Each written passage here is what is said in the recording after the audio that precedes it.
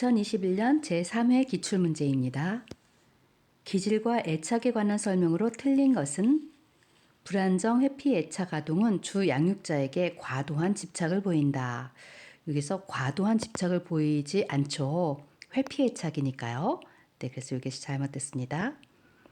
다음 중 온도나 지능 검사의 점수를 측정할 때 사용되는 척도는 온도나 지능 검사의 점수를 측정할 때 사용되는 척도는 무엇일까요? 등간 척도입니다. 기억의 인출 과정에 대한 설명으로 틀린 것은 기분과 내적 상태는 인출 단서가 될 수 없다. 네, 될 수 있습니다. 그래서 이것이 틀렸습니다. 인상 형성에 관한 설명으로 틀린 것은 내현 성격 이론은 사람들이 인상 형성을 할 때 타인과 관련된 다양한 정보를 통합적이고 객관적으로 평가하는 것을 말한다. 이것이 틀렸죠. 네. 일반적으로 사람들이 자기와 비슷하다고 판단하는 경향은 유사성 가정이라고 합니다. 프로이드가 설명한 인간의 세 가지 성격 요소 중 현실 원리를 따르는 것은 자아입니다. 성격의 결정 요인에 관한 설명으로 틀린 것은 초기 성격 이론가들은 환경적 요인을 강조하여 체형과 기질을 토대로 성격을 분류하였다라고 했는데 이 부분이 틀렸습니다. 초기에는 생애 초기 발달 경험에 초점을 맞추어서 설명했죠. 훈련받은 행동이 빨리 습득되고 높은 비율로 오래 유지되는 강화 계획은 바로 변화 비율 계획입니다. 조사 연구에서 참가자의 인지 기능을 측정하기 위해 그가 가입한 정당을 묻는 것은 어떤 점에서 가장 문제가 될까요? 바로 안면 타당도입니다. 단기 기억의 특징이 아닌 것은 절차 기억이 저장되어 있다. 이게 틀렸습니다. 절차 기억은 단기 기억이 아닌 장기 기억에 포함되는 개념이죠. 현상학적 이론에 대한 설명으로 틀린 것은 인간은 타고난 욕구에 끌려다니는 존재로 간주한다. 이렇게 했는데 이 부분이 잘못된 거예요. 인간은 자기가 가지고 있는 잠재된 능력, 가능성 이런 것들을 존중하고 믿어주죠. 그래서 자신과 주변 환경을 어떻게 인식하고 해석하는지에 따라 행동이 달라진다고 보는 거지 타고난 욕구에 끌려다니는 존재로 간주하지는 않습니다. 자신과 타인의 휴대폰 소리를 구별하거나 식용버섯과 독버섯을 구별하는 것은 변별이라고 합니다. 표본의 크기에 관한 설명으로 틀린 것은 사례수가 작으면 표준 오차가 커지므로 작은 크기의 효과를 탐지할 수 있다라고 했는데요. 표본의 크기는 표본의 사례수를 의미해요.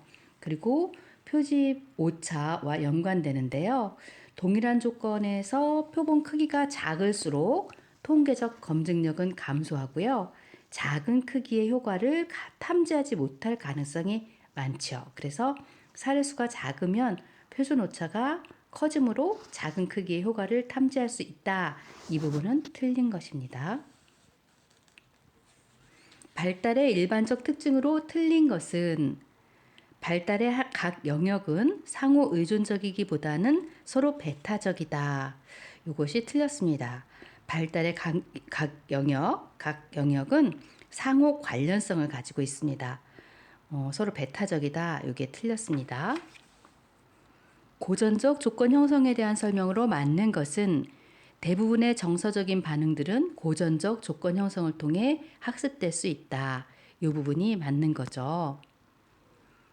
정신분석의 방어 기제 중 투사에 해당하는 것은 자신이 가진 바람직하지 않은 자질들을 과장하여 다른 사람에게 부여하는 것입니다. 다음과 같은 연구의 종류는 무엇일까요?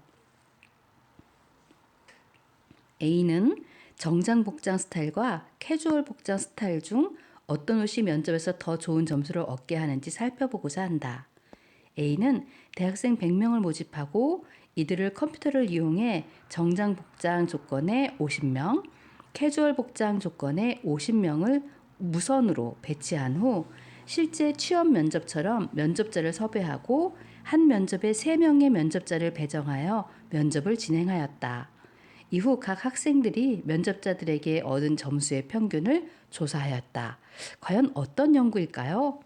실험 연구입니다. 성격 심리학의 주요한 모델인 성격 5 요인에 대한 설명으로 옳은 것은 성실성 점수가 높은 사람의 경우 행동을 계획하고 통제하는 것을 돕는 전두엽의 면적이 더 큰 경향이 있다. 이것이 맞습니다. 대뇌의 우반구가 손상되었을 때 주로 영향을 받게 될 능력은 얼굴 제인입니다.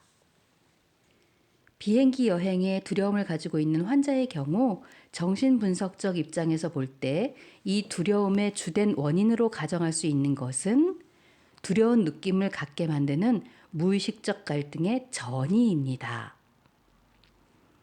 귀인 이론에 관한 설명으로 틀린 것은 능력귀인은 내적, 안정적, 통제 가능한 귀인 유형으로 분류된다라고 했는데 통제가 불가능한 귀인 유형으로 분류되는 게 맞습니다. 그래서 통제 가능한이라고 한 것이 틀린 것입니다. 반사회성 인격장애의 진단 기준이 아닌 것은 10세 이전에 품행장애의 증거가 있어야 한다라고 했는데 10세가 아니라 15세입니다. 이상행동 그리고 정신장애의 판별 기준과 가장 거리가 먼 것은 가족의 불편감과 고통이죠.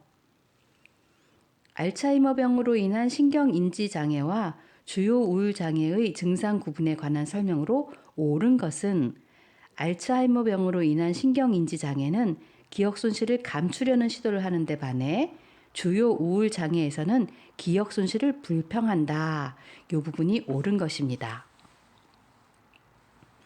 회피성 성격 장애에서 나타나는 대인관계 특징은 비판이나 거절, 인정받지 못함 등에 대한 두려움이 특징적이죠.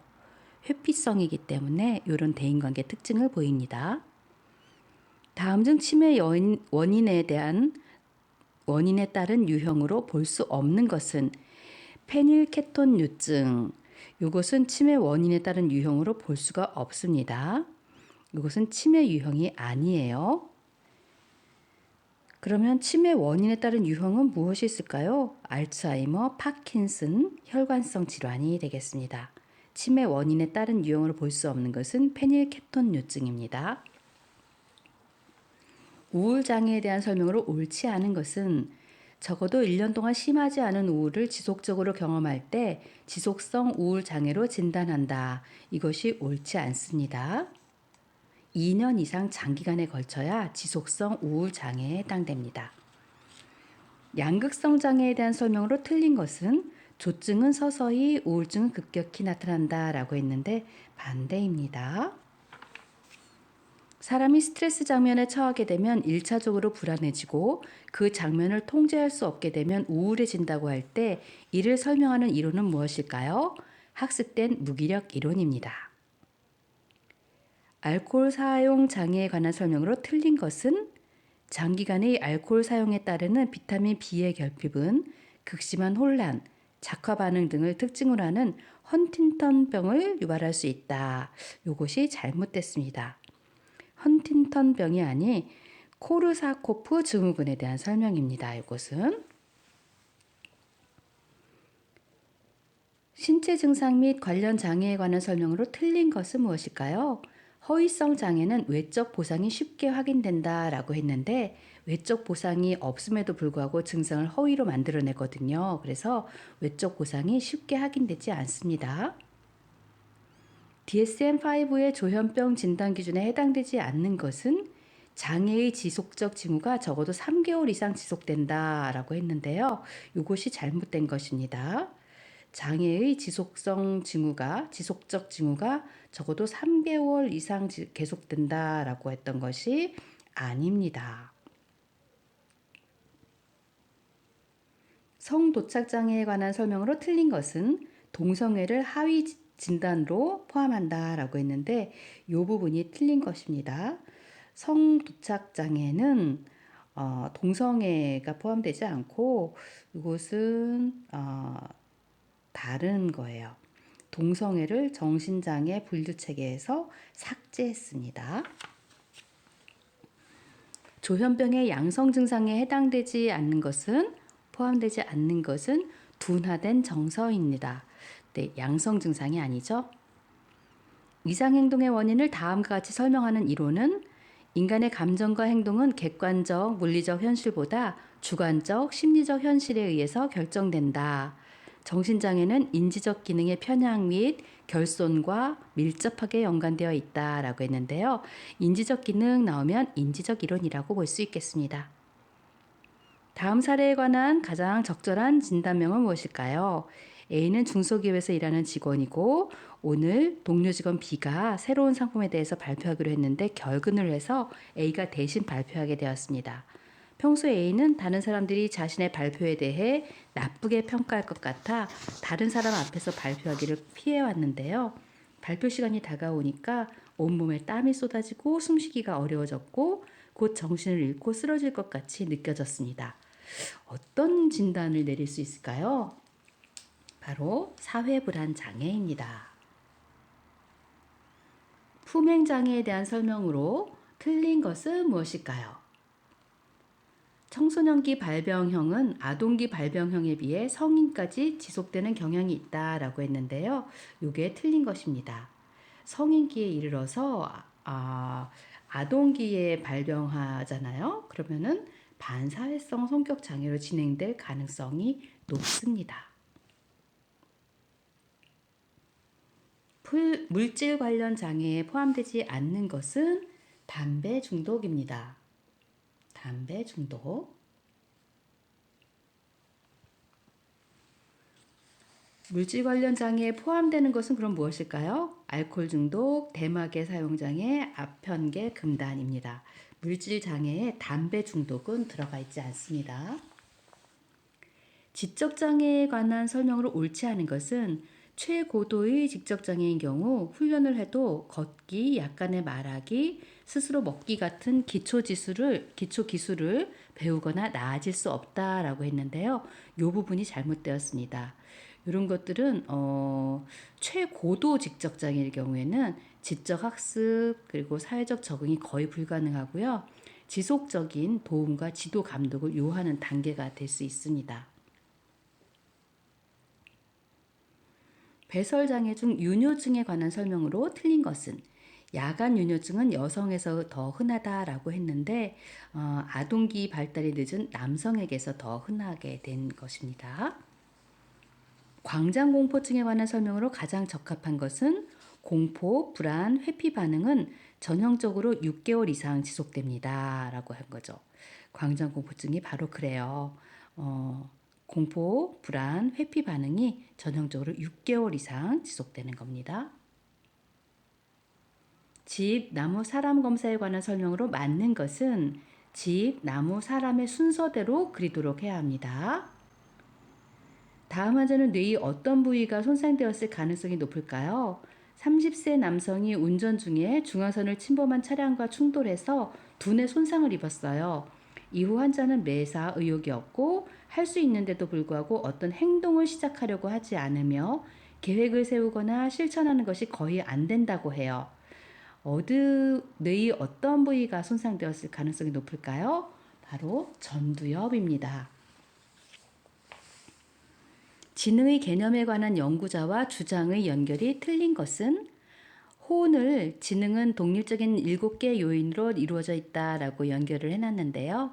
이것이 잘못됐죠? 네, 이것은 서스톤의 이야기입니다. 설로익기 검사는 대표적으로 어떤 기능 또는 능력을 측정하기 위해 고안된 검사일까요? 바로 주의력입니다. 주의력. 로샤 검사의 엑스너 종합 체계에서 유채색 반응이 아닌 것은 라고 했는데요. 요거를 C 어퍼스트로피라고 그려져 있어요. 그래서 요 C 어퍼스트로피는 유채색 반응이 아닌 것입니다. 와이스4의 소검사 중 WAIS, 소검사 중 언어 이해 지수 척도의 보충 소검사에 해당되는 것은 그러니까 WAIS4의 WAIS4의 소검사 중 언어 이해 지수 척도의 보충 소검서에 해당되는 것은 이해입니다. 이해. 이 핵심 소검서와 보충 소검서를 잘 아셔야 되는데요. 언어 이해에서는 보충 소검서가 이해입니다.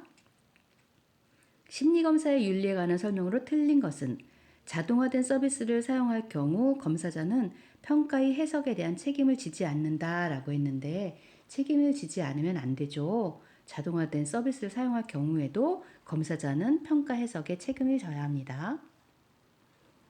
지능에 대한 설명으로 틀린 것은 아동기의 전반적인 인지 발달은 청소년기보다 그 속도가 느리다라고 했는데요. 아동기가 청소년기보다 더 많은 인지 발달이 이루어지고 속도는 청소년기보다 훨씬 빠릅니다. 그래서 이 부분이 잘못됐습니다. 카우프만 아동용 지능검사에 관한 설명으로 틀린 것은 아동용 웩슬러 지능검사와 동일한 연령대의 아동을 대상으로 한다.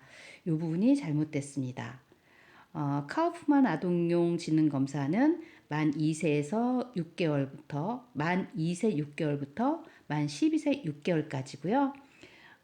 웩슬러 지능검사 아동용 그러니까 WISC는 만 6세에서 만 16세 11개월까지입니다.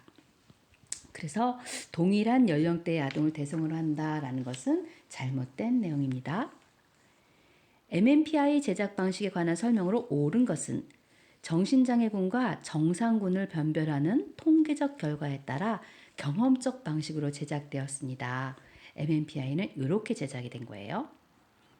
표준점수에 관한 설명으로 틀린 것은 지점수가 0이라는 것은 그 사례가 해당 집단의 평균치보다 1표준 편차 위에 있다는 것을 의미하는데 이것이 틀렸습니다. 0이라는 것은 원점수가 정확히 평균치에 위치해 있음을 나타내는 거죠.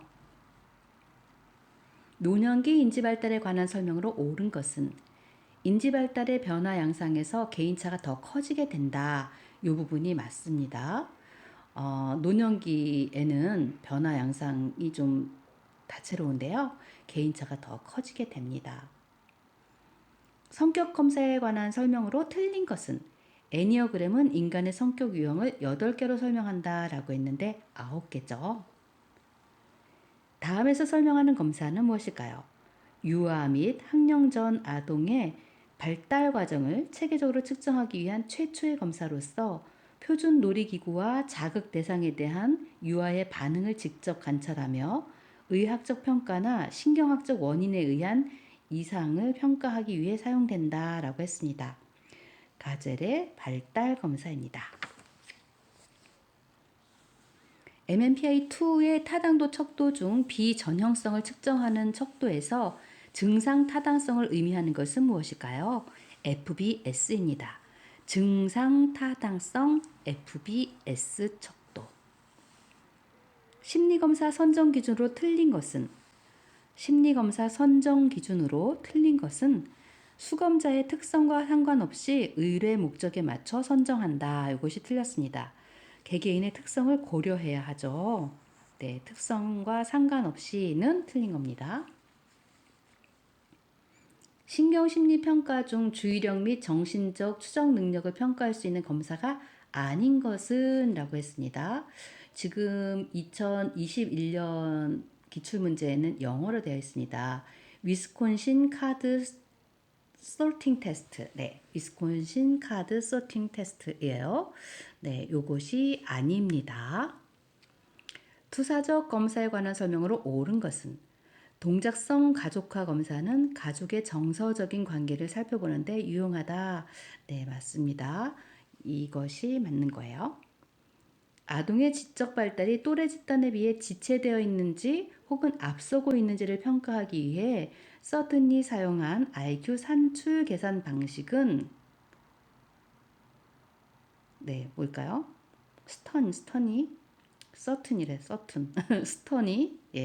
스턴이 사용한 IQ 산출 계산 방식은 지능지수, 즉 IQ는 신체 연령분의 정신 연령 곱하기 100. 여기서 신체 연령분의 정신 연령 곱하기 100입니다. 스턴의 견해를 이렇게 비율 지능지수로 만들어냈습니다. 뇌손상 환자의 병전 지능 수준을 측정하기 위한 자료와 가장 거리가 먼 것은 이전의 암기력 수준 혹은 웩슬러 지능 검사에서 기억 능력을 평가하는 소검사 점수 요 이전의 암기력 수준 요게 나오면 요게 틀린 거예요.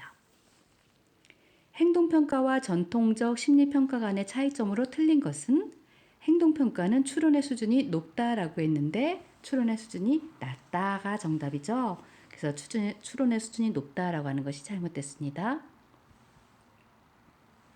우리나라 임상심리학자의 고유 역할에 해당되지 않는 것은 우리나라는요 임상심리학자의 고유 역할로 연구, 자문, 교육을 들었어요.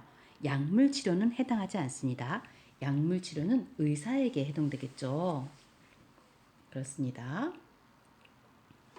행동평가의 목적에 해당하지 않는 것은 진단명을 탐색하기 이것이 행동평가의 목적에는 해당하지 않습니다.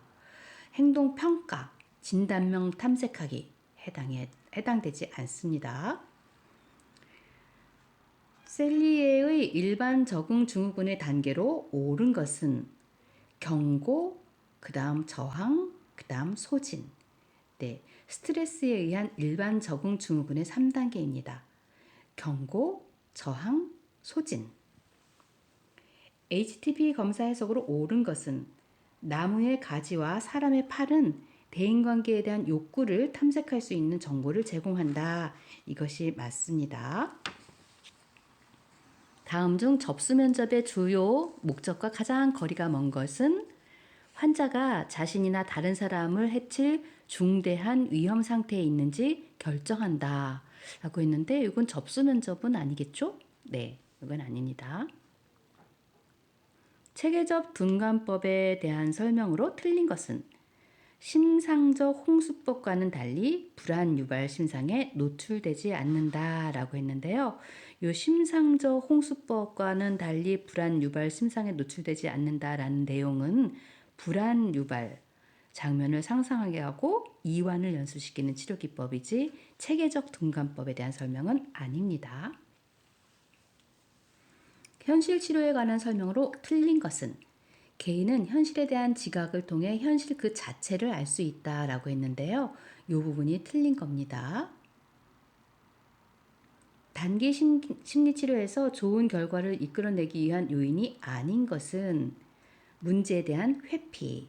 네, 문제에 대한 회피가 아니라 능동적이고 적극적인 자세가 요구된다고 합니다.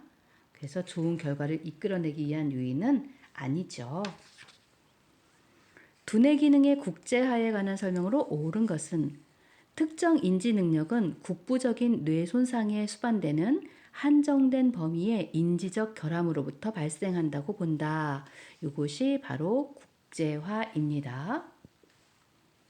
임상심리학자로서의 책임과 능력에 있어서 바람직하지 못한 것은 자신만의 경험을 기준으로 내담자를 대한다. 이건 잘못됐죠.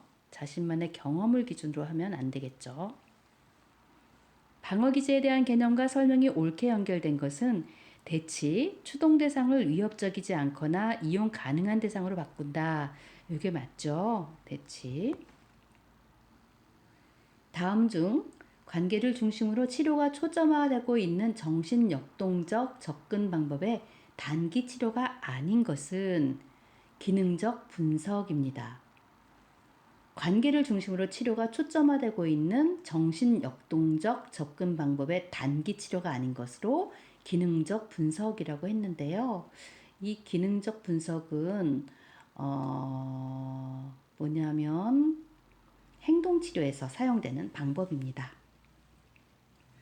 잠재적인 학습 문제의 확인, 학습 실패 위험에 처한 아동에 대한 프로그램 운영, 학교 구성원들에게 다양한 관점 제공, 부모 및 교사에게 특정 문제 행동에 대한 대처 기술을 제공하는 학교 심리학자의 역할은 무엇일까요? 네, 바로 예방입니다. 임상심리학자로서 지켜야 할 내담자에 대한 비밀 보장에 관한 설명으로 틀린 것은 아동 내담자의 경우에도 아동에 관한 정보를 부모에게 알려서는 안 된다. 이거 잘못됐죠? 부모에게 알려야 합니다. 행동치료를 위해 현재 문제에 대한 기능 분석을 하면 규명할 수 있는 요소가 아닌 것은 문제 행동과 관련된 인지적 해석입니다. 요게 기능 분석하면 행동 치료를 위해서 기능 분석을 하면 규명할 수 있는 요소가 아니에요. 그러면 문제 행동과 관련된 인지적 해석은 무엇일까요? 이것은 기능 분석을 강조한 바가 있지만 문제 행동을 일으키는 자극이나 선행 조건, 문제 행동과 관련 있는 유기체 변인 또는 문제 행동을 유지시키는 강화 요인, 결과와의 관계 이런 것들에 대한 분석이 이루어지는 거거든요.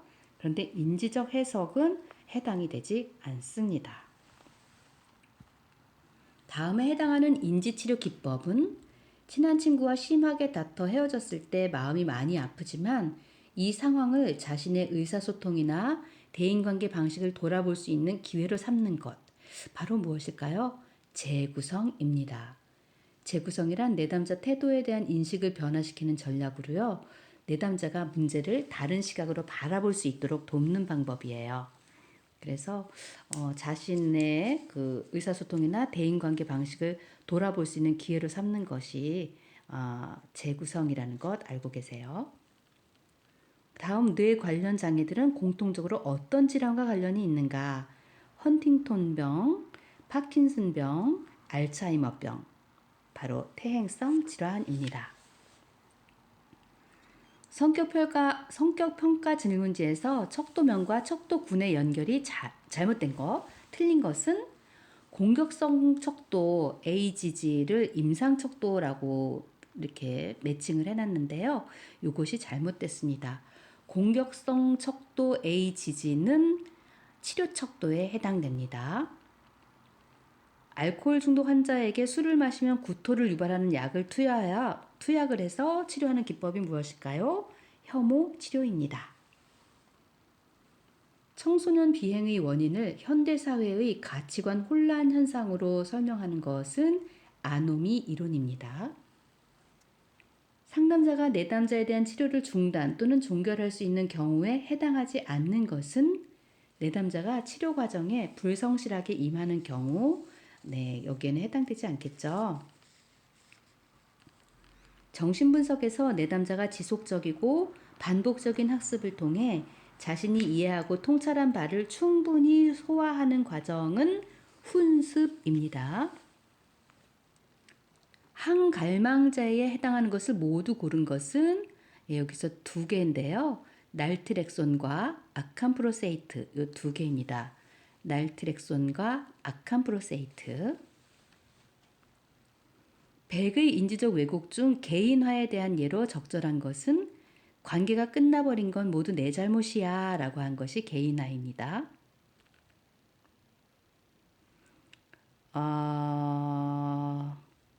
직업 포부 발달 이론이라고 이걸 어떻게 읽어야 될까요? 겉프레슨? 이게 누구죠 이게? 나 미안하네요. 고트 프레드슨. 곶프레드슨 맞나요? 아시는 분 지금 따라해 주세요. 곶프레드슨. 네. 어쨌든 곶프레드슨의 직업 포부 발달 이론에서 직업과 관련된 개인 발달의 단계에 해당하지 않는 것은 개인 선호 지향성입니다. 직업 포부 발달 이론에서 직업과 관련된 개인 발달 단계에 해당하지 않는다. 그것이 개인 선호 지향성이다 라고 했는데요. 이 직업 포부 발달 단계를 어떻게 정의를 내렸냐면 힘의 크기 지향성, 성 역할 지향성, 사회적 가치, 내적 고유한 자아 지향성 이렇게 했어요. 그래서 개인 선호 지향성은 아니다라는 거죠. 이것은 2021년에만 나왔고요. 기출문제 안 나왔었으니까 혹시 2024년에 나오는 거 아니에요? 근데 제가 곧 프레드슨 이래가지고 틀리는 거 아니에요? 어쨌든 제가 잘 못 읽었던 것 프레드슨 맞나 모르겠습니다. 이름이. 이 사람이 했던 개인 발달 단계에 해당하지 않는 거 개인 선호 지향성 이거 아니니까 틀리지 마세요. 꼭 기억하세요. 내담자에게 바람직한 목표 행동을 설정해 두고 그 행동에 근접하는 행동을 보일 때 단계적으로 차별 강화를 주어 바람직한 행동에 접근해 가도록 만드는 치료 기법은 바로 행동조형, 행동조성, 이렇게 행동조형, 조성 이렇게 됩니다. 임상적인 상황에서 활용되는 최면에 관한 가정과 가장 거리가 먼 것은 최면 상태는 자연스러운 것이나 치료자에 의해 형식을 갖춘 최면 유도로만 일어날 수 있다. 이게 가장 거리가 먼데요. 사실은 최면 상태는 자연스러운 것이나 치료자에 의해 형식을 갖춘 최면 유도로만 일어날 수 있다라고 한 것이 왜 틀렸냐 하면 형식을 갖춘 최면 유도뿐만 아니라 자연스러운 상황 그리고 대화 속에서 내담자가 의식하지 못하는 가운데 비지시적으로 유도하는 최면법도 존재하기 때문에 그렇대요. 아, 그렇구나. 네, 그래서 그 최면 유도로만 일어날 수 있다. 이것이 틀리는 거네요. 가족 치료의 주도 목표와 가장 거리가 먼 것은 특정 가족 구성원의 문제 행동을 수정한다. 사실은 특정이 아니라 전 가족 체계를 치료 대상으로 여기고 실시하는 거죠. 다음 사례에서 직면 기법에 가장 가까운 반응은 어느 것인가? 직면이에요. 집단 모임에서 여러 명의 집단원들로부터 부정적인 피드백을 받은 한 집단원에게 다른 집단원이 그의 느낌을 묻자 아무렇지 않다고 하지만 그의 얼굴 표정이 몹시 굳어 있을 때 지도자가 이를 직면하고자 한다. 뭐라고 얘기하냐면 누구누구 씨 말씀과는 달리 얼굴이 굳어 있고 목소리가 떨리는군요. 라고 하는 거예요. 그게 바로 직면 기법에 가장 가까운 반응입니다. 중학교 교사인 상담자가 학생을 상담하는 과정에서 구조화를 하는 방법으로 틀린 것은 틀린 거예요. 상담 내용에 대한 비밀 보장의 원칙을 내담자에게 알려주고 비밀 보장의 한계에 대한 정보는 내담자의 솔직한 자기 개방을 저해할 수 있으므로 상담 관계의 신뢰성이 충분히 형성된 이후에 알려주는 것이 좋다. 그렇지 않죠. 이것은 구조화 단계에서 충분히 설명하고 이해시켜야 하지 충분히 신뢰가 형성된 이후에 알려주는 것은 아닙니다. 청소년기 자살의 위험인자와 가장 거리가 먼 것은 습관적으로 부모에 대한 반항이나 저항을 보이는 경우 이것은 자살 위험인자와 거리가 좀 멀죠. 다음 알코올 중독 내담자에게 적용할 만한 동기 강화 상담의 기법과 가장 거리가 먼 것은 제가 술 좀 마신 것 때문에 아내가 저를 이곳에 남겨두었다는 것을 믿을 수가 없습니다. 그녀의 문제가 무엇인지 모르겠습니다. 이 방에 불러서 이야기 좀 하고 싶어요. 음주가 문제가 아니라 그녀가 문제인 거니까요. 라고 했어요. 여기서 그 동기 강화 상담 기법과 가장 거리가 먼 것은 주창대화입니다. 주창대화. 저항을 일으킬 수 있어요. 잘못하면. 특성 요인 상담에 관한 설명으로 틀린 것은 문제의 객관적 이해보다는 내담자에 대한 정서적 이해에 초점을 둔다. 이게 잘못됐죠? 문제의 객관적 이해에 초점을 두어야 합니다. 학습 상담 과정에 대한 설명과 가장 거리가 먼 것은 학습 문제와 무관한 개인의 심리적 문제들은 회피하도록 한다라고 했는데요. 그런 부분까지도 이렇게 파악을 해야 되겠죠.